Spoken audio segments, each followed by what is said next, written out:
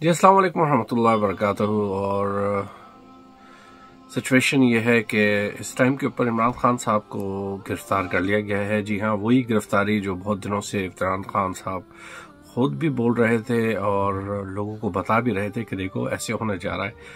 जो प्रोडिक्शंस वो करते जा रहे थे, आप अगर शुरू से देखें उनकी प्रोडिक्शंस वो बिल्कुल सही होती जा रही थी। और जिन्होंने तेल के मामलात पे भी, रशिया के बारे में भी जो बात करी कि देखो इस तरीके से हम तेल लेना चाह रहे थे और आप लोग इस महंगाई को नहीं संभाल पाएंगे कि जो पीछे लोग हैं जो करना चाह रहे थे कि इनके क्या हालात हैं, इनकी क्या मकासद है, और वही बातें होती चली गई और पाकिस्तान इस नहज पे आ गया कि पाकिस्तान का फॉर सेल के नाम से यूएई के अंदर हेडलाइंस बन रही हैं कि पाकिस्तान इज फॉर सेल।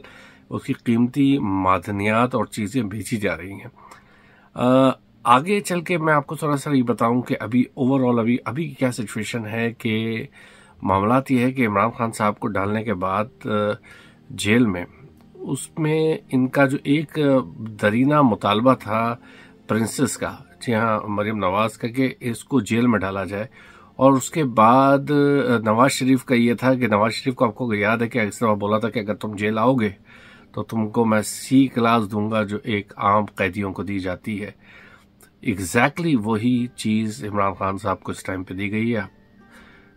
साबिक वजीर आज़म रह चुके हैं और उनको जो मामलात वहाँ पे इस टाइम पे दिए गए हैं, एक आम सा गद्दा दिया गया है, आम से सी क्लास के अंदर चीज़ों में रह गए, वहाँ पे सुलाया जा रहा है सिर्फ और सिर्फ इसलिए कि उन्होंने पाकिस्तान की आवाम को जगाने की कोशिश की थी।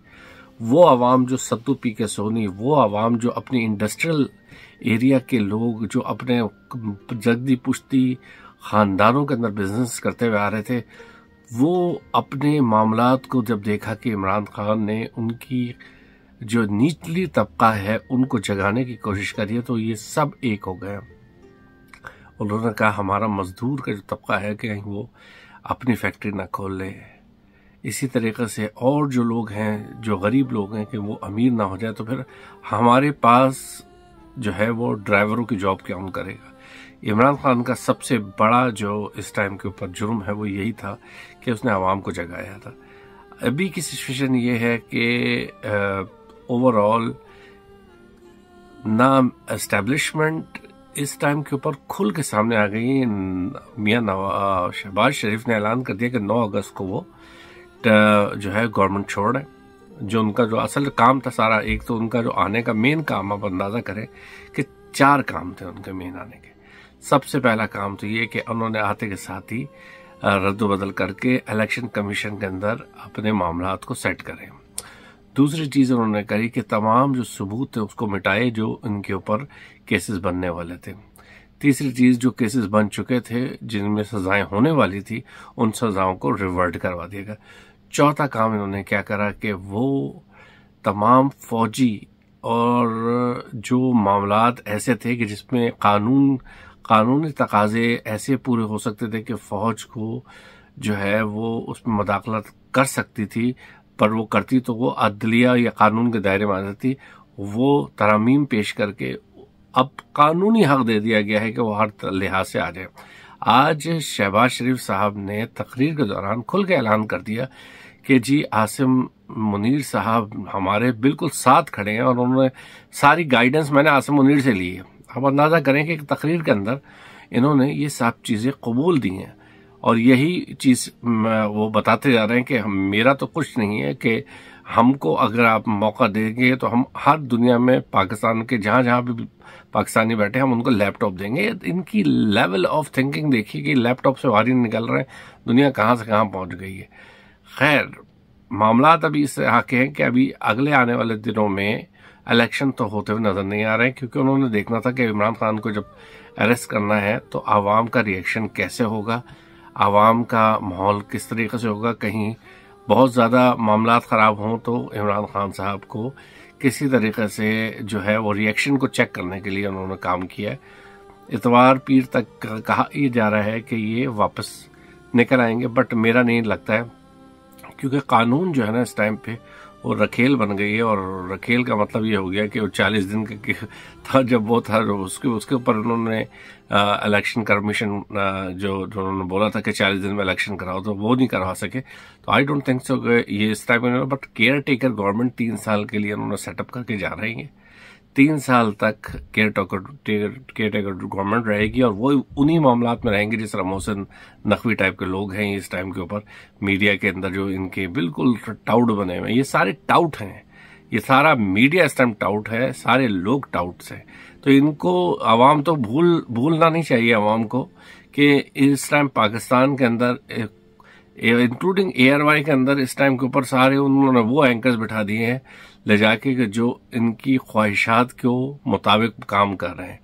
मैं बात कर रहा हूँ काशिफ अब्बासी की वाइफ की बात कर रहा हूँ, वसीम बादामी की बात कर रहा हूँ, इन सब की बात कर रहा हूँ। इकरार हक हसन साहब जो पहले इमरान खान के बड़े मुखालिफ थे, चीजें थी, वो अपने आप को धुलवाने के चक्करों के अंदर उनको पता लग गया है कि इमरान खान साहब के साथ होने वाला है, तो हमदर्दियों के लिहाज से उन्होंने भी अपना एक नेक्स्ट इशू उठा के अपना काम करना शुरू कर दिया है।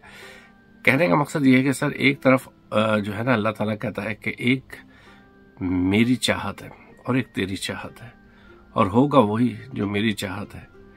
तो अभी का मामला बिल्कुल एग्जैक्ट ऐसी मॉल लग रहा है। खान साहब ने सारी चाहत अल्लाह की तरफ छोड़ दी है और अल्लाह को कह दिया है कि मैंने जो करना था इस कौम के लिए मैंने कर दिया है, अब आप जो चाहें आपके हाथ में है।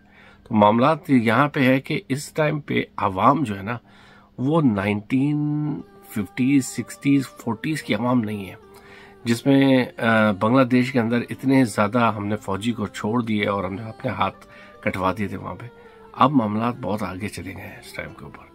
तो कहने का मकसद ये है कि इस टाइम के ऊपर इंटरनेशनली हमारा मीडिया से बहुत बेहतर इंडियन मीडिया इस टाइम पे दिखा रहा है, जिस तरीके से फुल कवरेज भी दिखा रहा है, वो एग्जैक्टली सही दिखा रहा है वो काम का।